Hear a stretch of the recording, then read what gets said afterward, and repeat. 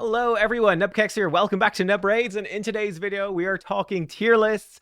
I don't know if I've done a dedicated video on this, so I want to dive in depth into the new tier list because I am freaking loving them over on hellhades.com.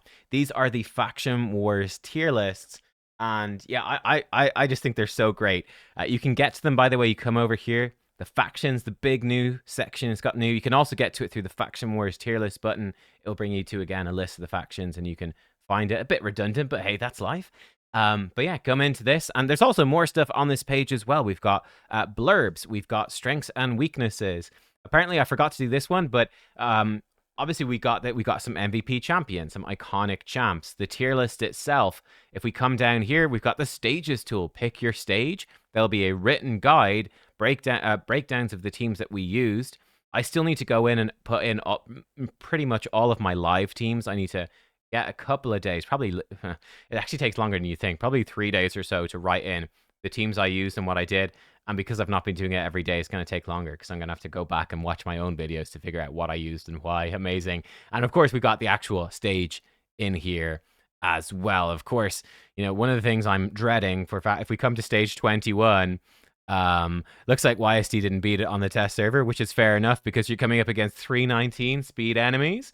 Pretty scary. How about a nice 281 speed Tetsuya who gains turn meter whenever one of you takes a turn? Oh, not so bad. We'll just crowd control him. Surprise. Jingwan removes it. Oh, and by the way, you need 450 accuracy. And then you come to the boss, and it's got 320 speed and 6.7 million HP. It's tough, you know, it's tough. That's why we're doing this, to make stuff easier. But yeah, the main topic of the video is the tier list. One thing to look at first, though, you guys probably seen the champion infographics that we've been doing. This is a new one that I want to do for a bit of fun. So we're going to have a few event dungeons. I think we had like some day one teams go out there. But I think, you know, as people play more of the event dungeon and the community really iterates on the teams, I think it'd be really fun to do some fun infographics. So here we go. This is a little preview of a little series we're going to have coming out. These are the most popular teams. The most popular teams for the event dungeon on stage 20. Can you guess what they are? First one, Lydia Mithrala, Sun Wukong, Lady Mikage, Lammasu. 1 minute time, 98% success rate. I think it's probably the most popular because I did a video on it. So that's probably a pretty big part of why that's the most popular. Then we've got a variant. This was interesting. Oh, don't spoil the last one. This is interesting to me because it's only 94% success rate, a little bit slower, but it's the same team, but with an Uko instead, which is something I also covered in my video. And what was interesting about that to me is that I actually found the Uko team was probably a little bit safer than the Lammasu team. Like, my Lammasu team was still like, it worked 100% fine for me, but you did need some really good gear. The Uko team actually worked better. So it's interesting it did a bit worse. I think what's most likely the case here is that these might be players that don't have Lammasu or haven't built Lammasu yet. So I think that might be part of why. I don't know if it's the whole reason, though. Again, like, this is going to be gathered from the whole community, the data from loads of different runs. So who knows? But it's interesting. So if you are running the two, possibly just Lammasu players are more advanced in their accounts. They've been playing the game for longer. They've got stronger siege clans or something. Or possibly it is just a straight up better team. I don't know. And then, did you guess the last one? With a 3 minute time, 99% success rate. It's Nice the Shadow Thief on his own, which is hilarious. No food champions with him. This dude on his own, which is hilarious. It's super slow, but it does fail every now and then. But it mostly works. What we might do is look at some of the fast. It could be fun to do videos looking at the fastest teams, looking at the most successful teams. What's the fastest 100% success rate team for stage 20, for stage 10, for all that stuff. We'll look at some of that stuff. But today, I think that's just give you a preview. Let's look at the tier list stuff that we've been working on, which, yeah, I think is super cool. These are obviously faction specific tier lists, and I think what's really nice about this is by breaking it down faction by faction, we can have a visual tier list, which has lots of information, but it's not going to be like, oh my God, there's 1,000 champions on the screen. I don't even know what to think. So that's what's going on. Look at this thing at the top. This is something that I was very, very keen on. I think it looks great, but we've always got in-game roles. We'll come back to Tomb Lord in a second because that's a slight problem with the way that we decide to do it, but there it is. But we've got in-game role. You got HP, defense, support, and attack. This is my second take doing the video, so I happen to know that the 4 champions at the top of my collection are each of the 4 roles. We have those 4 roles in the game. They're not very indicative of what's going on, though. Like, I think a great example is Embrys in his base form is a support champion. Sifi is a support champion. So they're the same, right? Quite different. They're quite different champs, really. In fact, they're about as different as you can get, I would say. So yeah, not very indicative. Defense, you're typically scaling off defense for damage. HP scales off HP for damage. Attack off attack. Not always, and there's some nuances. But those roles are not very helpful. So we came up with these 4. And we had lots of debate in terms of like different ways of doing it. But the idea of this is breaking it down as broadly as possible. When you go to build a team, what are you looking for? So damage is straightforward. No, it's damage, any types of damage. Enemy max HP, just regular crit DPS. Burns, bombs, poisons, whatever. Any damage is damage. And there you go. You want damage. Offensive support, this is probably the least intuitive role, I would say. But this is champions that make you do more damage or make you do more control. Basically, champions that make you do more stuff. So reset champions, decreasing skill cooldown, turn meter boosting, decrease defense, weaken. I guess we've like none in here in this particular list. I guess it would be Duchess, right? But increase attack, increase accuracy, their offensive, increase speed, turn meter, ally attack, right? Anything that's not like, it's like not necessarily the champion themselves that are bringing the damage or the control, but they're making your team do more damage and control and all that sort of stuff. That's the goal with offensive support. Again, that's probably the most complicated one. Defensive support, I think, is very straightforward. Keep your team alive. Increase defense, healing, revive, shields, ally protection, decrease attack as well, debuff. So a bit of sort of offensive debuffing stuff in there, decrease crit rate, anything like that. Enfeeble, whatever. Defensive support, yeah, keep your team alive. Actually, maybe Enfeeble's in control. I can't remember. That's an interesting one. It's Enfeeble, defensive support, or control. I don't know. I don't remember where we decided, actually. And then control is stopping the enemy from doing things. So this is obviously turn meter steals, turn meter pushback, stuns, provokes, block active skills. I think decreased speed is in there, all that sort of stuff. Yeah, again, you come to build your team. These are, broadly speaking, the categories you're looking for. And certainly for faction wars, you want a bit of a mix, right? Usually you need some damage to kill the waves. You're going to need something to keep you alive. You want to control the enemy waves. And this is true for Cursed City as well. This is true for Doom Tower waves as well. This is supposed to be, as part of one of the big goals here, is with these tier lists and the ratings that will be on the champion pages. I don't think they're live yet, but it will give you a broad overview for what's going on. Now, one thing we wanted in here, which isn't, well, there's a couple of things that aren't here yet. One thing we really wanted, let's look at Lammasu as a great example. She showed up there as well. Lammasu is obviously more than just offensive support. Yeah, he's more than that. But what we wanted was, and hopefully will be in there eventually, is when you hovered over Lammasu, it would break down the star rating from the champion page to the rate on 5. So it should be like a 5-star offensive support, because we can't block buffs as offensive support. But she's giving you that full 50% turn meter boost with a full skill reset. It's incredible offensive support capabilities. Incredible.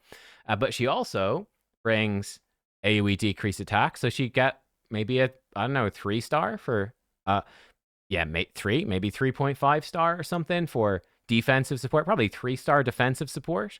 She also brings AoE True Fear for 2 turns on a 3-turn cooldown. So she'd be like 4. And she also does a lot of turn meter pushback.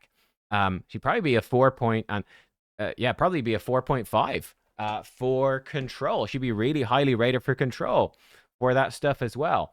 So Lammasu actually does multiple of these roles. She probably doesn't do that. I don't know. Maybe she does damage on her A1. You could build a nuke Lammasu, maybe. Let's be real, though. It probably wouldn't give her anything for that. But yeah, she does a bit of offensive support. Not a bit. She does a crazy amount of offensive support. Also decreases their resistance, which is like increased accuracy. A decent chunk of defensive support. A crazy amount of control. She's sort of doing a lot of stuff. That was something that we didn't want, like, the same champions appearing multiple times here. We did talk about maybe having these be buttons. You could click on control And then it would add in everyone who can do even a bit of control. So Lamasa would show up, even though we put her primary role as offensive support, and that's how she shows up. That if you click just control, it would do that. That's not in there yet. Something I really wanted as well was rarity filters. I could be like, just show me the epics, etc. That'd be pretty sweet. Maybe filters for different abilities, like just show me a decreased defense champ from offensive support. Like who's actually doing decreased defense? Okay, I can see. Who's doing stun? I need stun for this Faction Wars hard stage. Anyone do stun? I like the in-game filters. I want the best reviver. We actually talked about perhaps having an entire column for revivers, and then we said, nah, like it does just fit under defense. It's just, you know, keeping your team not dead, I suppose. It's not so much keeping your team alive as being not dead. Slightly distinctly different, I suppose. But yeah, obviously you can see the revivers, yeah, Dur, Prava, Duchess, they tend to rate very, very highly anyway. So there is that. Yeah, there we go. This is the demon spawn list, as you can see. And we've got SS tier, the best of the best. From behind the scenes, these are like 5-star ratings. One slight problem we've run into is that basically we try to translate the way we rate champions, the 5-star system, into SS, S, A, B, and C. And it doesn't translate perfect. It's more than good enough. I think this gives you an amazing overview. Like, I think this is... I'm so happy with it. I think it's such a great tool. Just an amazing, beautiful, visual, quick reference. Oh, I got this new champ. How good are they? Oh, okay, I'll come over here. Again, I'd love if you could like hover over Dur and see, like, it's mostly defensive support. He's got like a tiny bit of control. It'd be like a B tier control. He's got a tiny chance to stun. Okay. Reflect damage, maybe given like a B tier for damage, but like, okay, he's just defensive support. Whereas Duchess, that increased attack, that's pretty nifty. Okay, cool. That's not bad. Or Prava's doing a bunch of shit, you know? Yeah. Anyway, having some of the other roles show up here would be cool, but I think it's still great. I love it. But yeah, like S tier is 4 to 4.5 stars. So there's a few parts where it's like, ooh, you know, a really good 4.5 star. Because, you know, there's some variance as well. And like someone who's scraping a 4-star can be in the same tier. And that felt a bit weird. So there's some stuff where we have to be a bit harsher and push some people down. I've been updating the tier list as we go through. The last few days I've been updating the tier list a bit. For me, I've not been paying too much attention, honestly, to B and C tier. I think they're both kind of just bad, and you wouldn't ever build them. It's mostly about the A, S, and SS.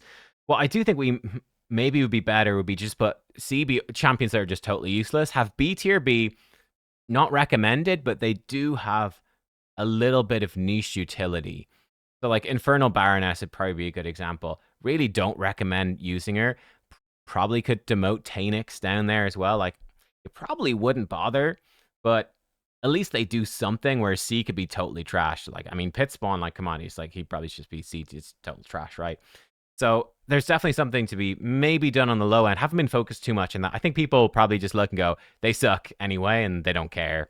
SS, S, and A, I think, is the more important stuff because they're like the really good champions. A tier are typically they're viable, but not the best of the best.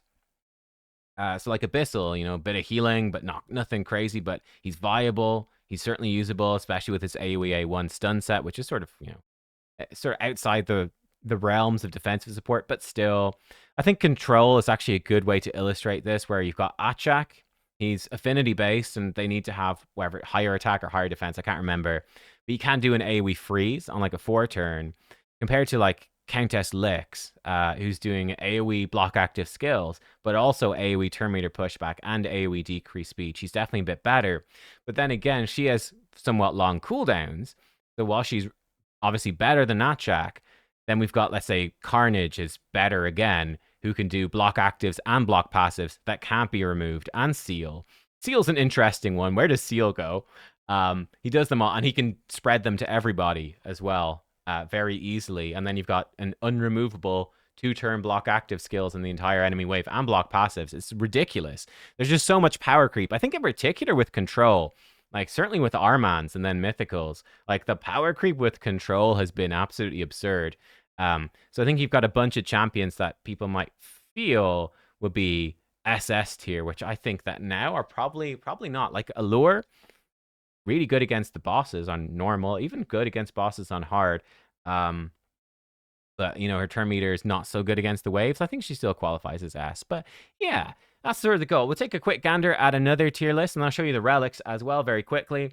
This is Skinwalkers, for example. And again, just to reiterate, here we go. You can see I've updated this one because it's strengths and weaknesses. Huzzah! We got our blurb on the faction, which is cool. But like, you can take a quick gander. You can see they are stacked with damage. Gallius alt form is ridiculous. Nishak's insane. Marius obviously is insane, as is Wukong. Razzlevarg is maybe the boldest choice, but probably deserves to be up there. It's a little bit tricky. Like, Leorius is really good as well, but he has to be low on life to do really well. Whereas Razzlevarg, I think, is probably a bit stronger generally in faction wars. Then again, he's got affinity. So I would consider maybe demoting Razzlevarg. I'd be keeping these up here. Mazamel alternate form, I think, probably deserves to be up there as well. Just crazy constant AoE damage, which is pretty cool. Her base form is single target. It's definitely not as good.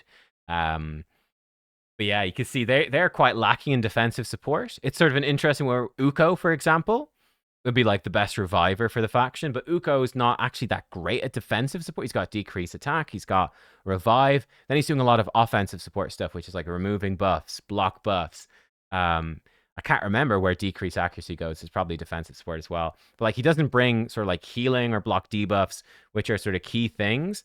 And I think when you look, I think it makes sense. You go, who's better defensively, like Duchess, Preva, or Uko? And you go, oh yeah, well, Uko, he's bringing that really cool offensive stuff and stealing buffs and all the buff removal. But like, defensively, he's clearly much worse for your team than a Duchess is. But he's still really strong. AoE, revive, block damage is really good. Control, like, we got Funwin over here. Gnarlhorn's just insane. Yeah, crazy good rare. Obviously, Gallius-based Bollant is ridiculous as well.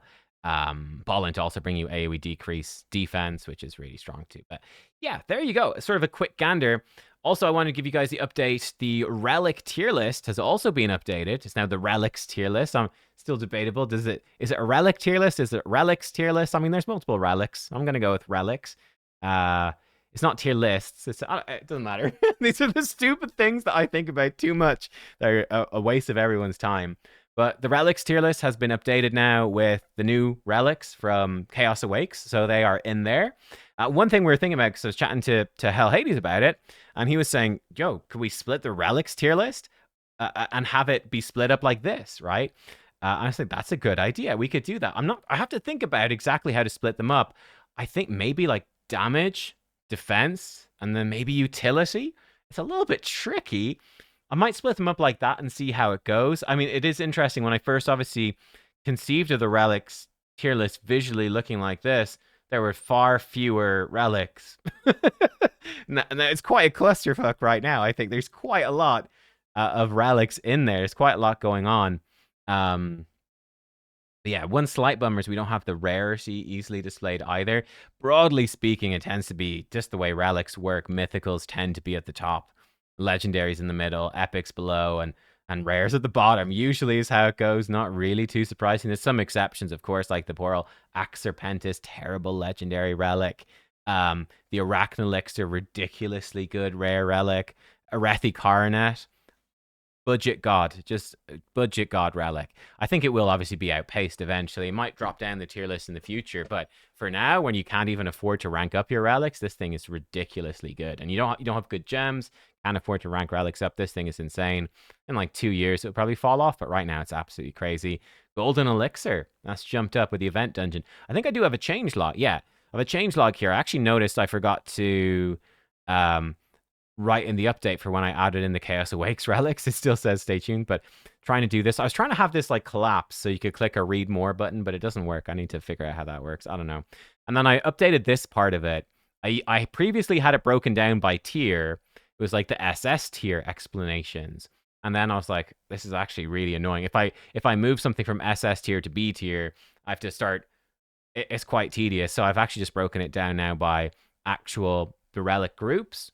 And we've got like talking about their best use and also their rating and stuff like that. And yeah, hopefully that will be helpful to people, so you can come and see your specific relic and see how good it is and all of that. You can find the relic that you want. I don't know. That's where we're at with that, though. Yeah, we might look into. I'll probably try look into. I don't know how to set up the website to do it. Obviously, we've got one of the back end guys has to do it. but maybe splitting them up. I just have to think about, does it make sense to split them up and how? But yeah, so the relics tier list is looking good. But I'm really loving the faction wars ones. I think the demon spawn one is probably the most complete as it is right now, the most accurate. I think it's the most recently updated.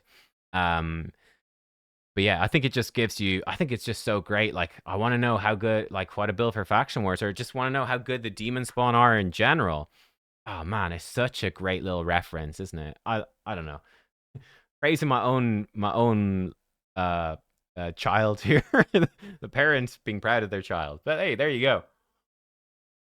Obviously, just to say as well, this is not just me doing it. There was about, literally for these faction war pages, about 7 different people involved in all the different aspects of.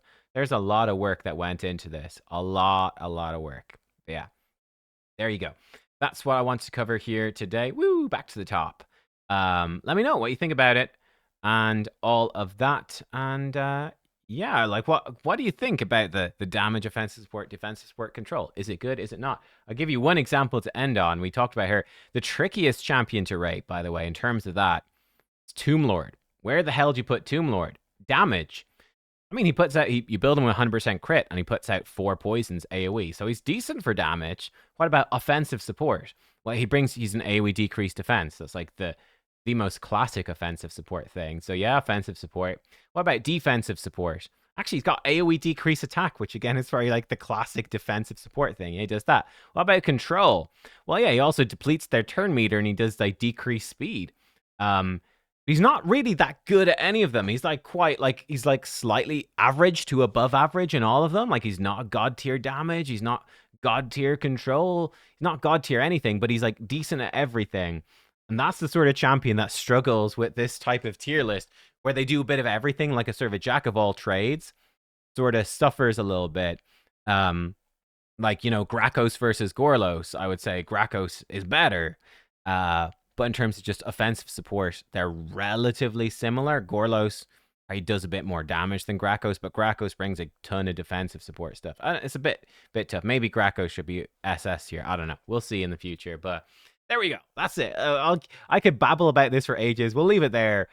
Let me know your thoughts. Thanks for watching. And hopefully, like I said, come over here. We've got all the different factions, and we're going through over the next week or so, just updating the strengths.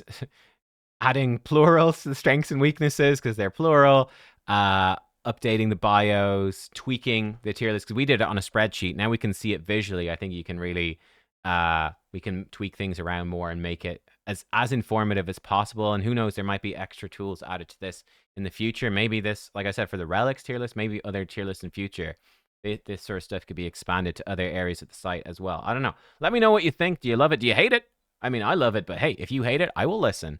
Just keep it constructive, obviously. But yeah, that's it, guys. Thank you for watching. We'll catch you all next time. Goodbye.